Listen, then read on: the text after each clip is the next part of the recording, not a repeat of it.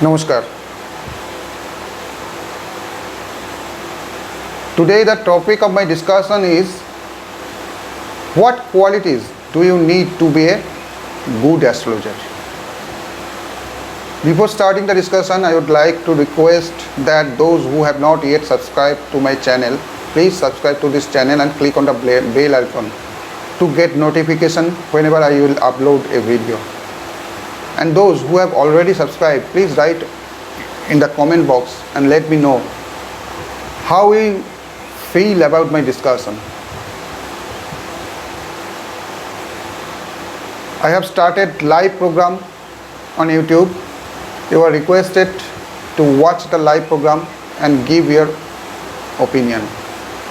Keep an eye on my channel's community tab to find out when the live program will be. Initially, I have selected Sunday 4 p.m. for live. Coming to the point. The essence of astrology is predictions, preventing mishaps and changing the unfavorable planetary influences. The art of predictions enables an astrologer to look into future with the confidence, and the suggestion of astral remedies helps in preventing mishaps. Astral remedies are two-pronged. Firstly, by propitiating the planet exerting unfavorable influences, we can avert mishaps. Secondly, by strengthening the weak favorable planets, we can produce desired or better result. Maharishi Parashara said, one who learns and teaches astrology, which is called the divine science of light, which teaches astrology, is not assigned to hell, meaning thereby that the doors of heaven are opened for him or her. The following are important and pertinent questions for an astrologer to ask himself or herself whether he or she has attained fairly good level of learning before one starts practicing or imparting knowledge of astrology. I am telling the points now.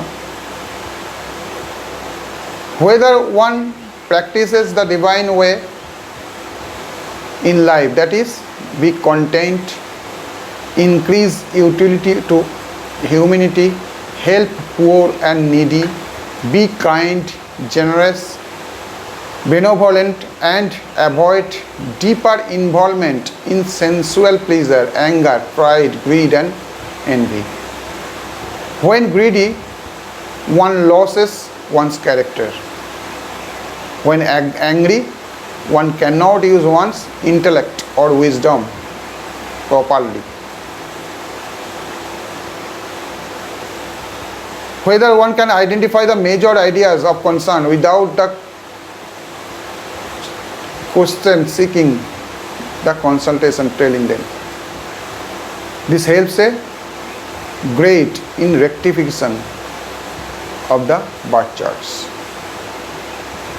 Whether one can identify the planetary influences clearly indicating the cause of the consultation. Finding astrological reasons for a given and known incident is not the true test of attaining the knowledge. Whether one can advise astral remedies to bring the person out of difficulties. Whether one can help the person seeking consultation in his or her spiritual development. Whether one has courage to face and tell the truth and simultaneously guide the person for the best possibility. Those who follow the divine way in life have the above capabilities are always able to give appropriate astral remedy advice. The thought behind the development of systems approach were the above question. One who starts practicing or imparting the knowledge of astrology without attaining the fairly good knowledge is certainly earning difficult karma or deeds for himself or herself. However, in today's society, it is very difficult to have all these qualities in one person.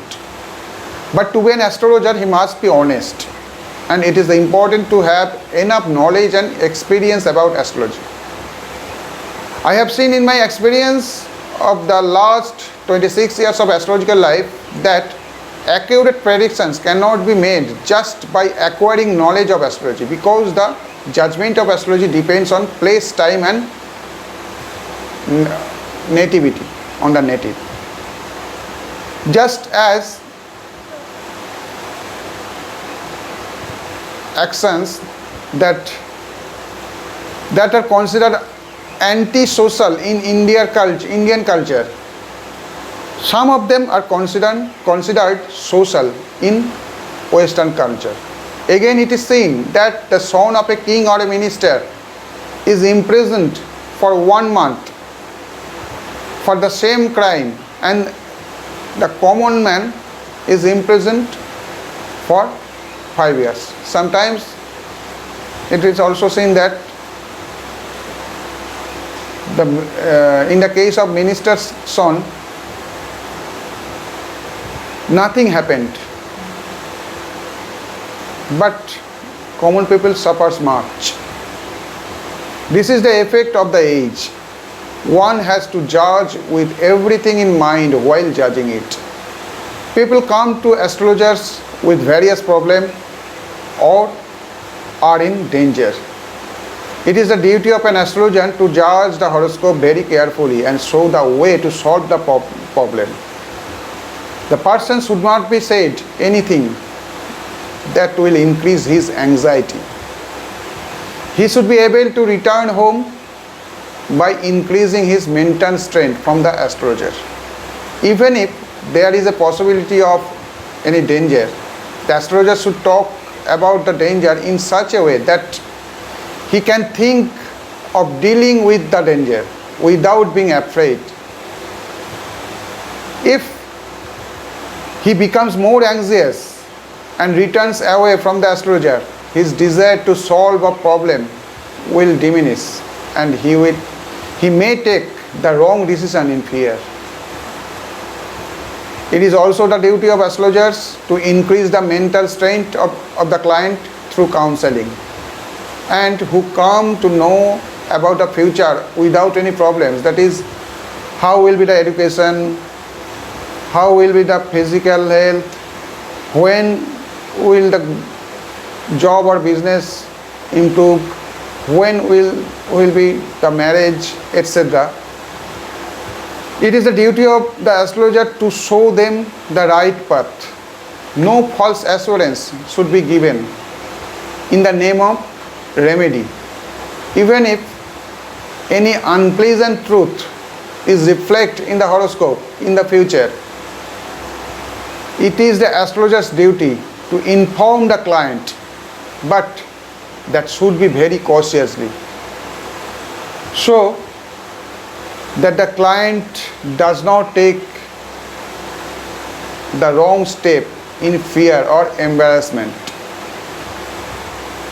Then comes the ability to face that unpleasant truth with the right remedy.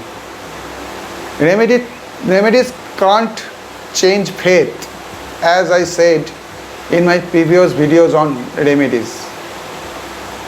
At present, most of the uneducated astrologers satisfy their greed by giving false remedies to the people. Many people are deceived by their own fault. People are more attracted to external glamour or style, they do not see much merit. And many so-called astrologers are cheating people with that opportunity. This is causing a great loss to them as well as to astrology. I strongly argue you not to call astrology wrong or false because of a astrologer's mistake. Astrology is a great scripture. All problems can be solved by the scripture. Just have to judge in the right way. See, I can never say that my judgment is right or cannot be wrong. There are different methods of judging in astrology. I follow the traditional astrology or Hindu astrology done by Maharishi Parashar. No matter what method of judgment he follows, the method of application should be correct. And people can be wrong. And I also can be wrong at some time. But after knowing the mistake,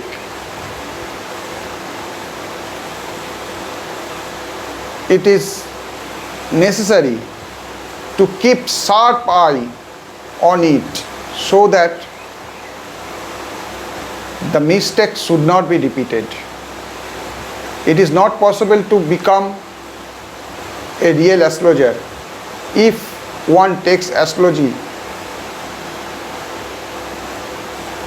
as a profession just for earning. I think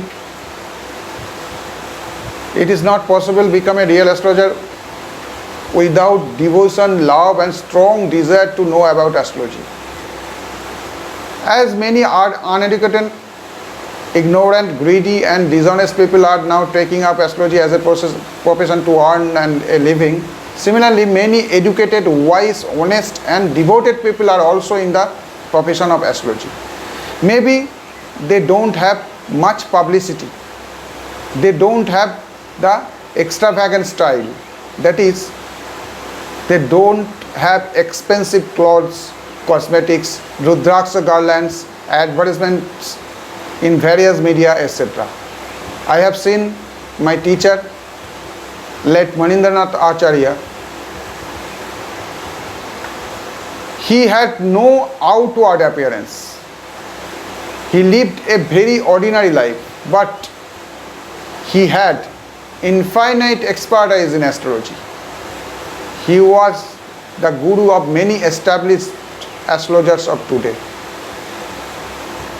I judge horoscope by applying the formula taught by him. So, look for quality astrologer. That means qualified astrologers without being overwhelmed by the external style of looking at advertisements. That's all for today. Namaskar.